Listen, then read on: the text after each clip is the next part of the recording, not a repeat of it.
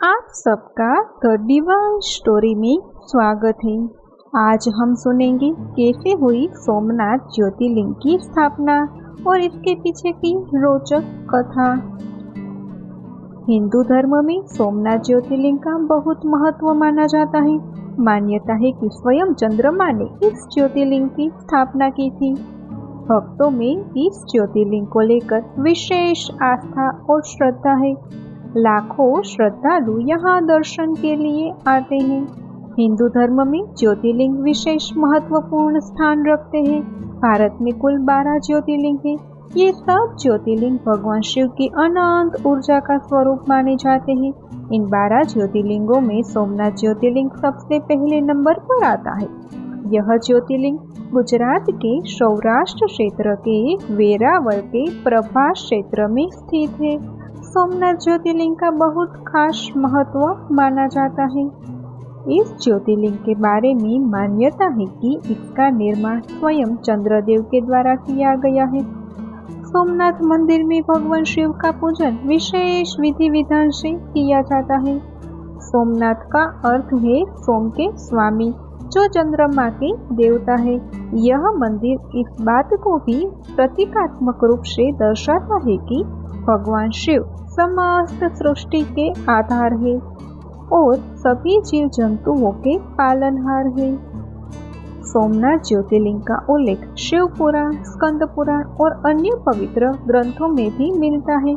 इसे 12 ज्योतिर्लिंगों में प्रथम स्थान प्राप्त है। मान्यता है कि सोमनाथ ज्योतिर्लिंग के दर्शन मात्र से ही भक्त को मोक्ष की प्राप्ति हो जाती है और उनके समस्त पापों का नाश होता है। इस ज्योतिर्लिंग के दर्शन से भगवान शिव के साथ साथ माँ पार्वती की भी कृपा प्राप्त होती है। पौराणिक कथा के अनुसार चंद्रमा यानी कि सोम दक्ष प्रजापति की 27 पुत्रियों के पति थे, लेकिन इन सब में चंद्रमा को अपनी पत्नी रोहिणी से विशेष स्नेह था, जिससे अन्य 26 पत्नियां खुद को अपेक्षित और अपमानित अनुभव करने लगी और उन्होंने चंद्रदेव की शिकायत अपने पिता से की। जब यह बात दक्ष प्रजापति को पता चली तो उनको अपनी 26 पुत्रियों को लेकर बहुत दुख हुआ। उन्होंने चंद्रदेव को समझाने का प्रयास भी किया, लेकिन वो असफल रहे। तब राजा दक्ष ने चंद्रमा को श्राप दिया कि उनका तेज धीरे धीरे कमजोर हो जाएगा। दक्ष प्रजापति के श्राप के कारण चंद्रमा का तेज कम होने लगा और वे अत्यंत दुखी हो गए। इस श्राप से मुक्ति पाने के लिए चंद्रमा ने ब्रह्मदेव के कहने पर गुजरात के सौराष्ट्र क्षेत्र में प्रभास तट पर जाकर शिवलिंग की स्थापना की। उनकी पूजा की और भगवान शिव की घोर तपस्या करने लगे। चंद्रमा की तपस्या से प्रसन्न होकर भगवान शिव ने उन्हें दर्शन दिए और राजा दक्ष के श्राप से मुक्ति प्रदान की और उन्हें अमर होने का वरदान दिया।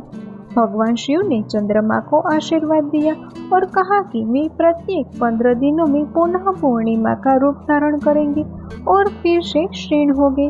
इसके बाद से भगवान शिव को सोमनाथ कहा गया, जिसका अर्थ है सोम यानी कि चंद्रमा के स्वामी। सोमनाथ ज्योतिर्लिंग के दर्शन करने से चंद्र दोष से मुक्ति मिलती है। कहा जाता है कि श्राप मुक्त होकर चंद्रमा ने भगवान शिव से उनके बनाए हुए शिवलिंग में रहने की प्रार्थना की। भगवान शिव ने चंद्रमा की प्रार्थना स्वीकार की और उस शिवलिंग में विराजमान हो गए। तभी से इस शिवलिंग को सोमनाथ ज्योतिर्लिंग के रूप में पूजा जाता है। तो ये थी सोमनाथ ज्योतिर्लिंग की कथा। जो अगर ये वीडियो आपको पसंद आया हो तो लाइक और शेयर करके चैनल को सब्सक्राइब जरूर कर देना।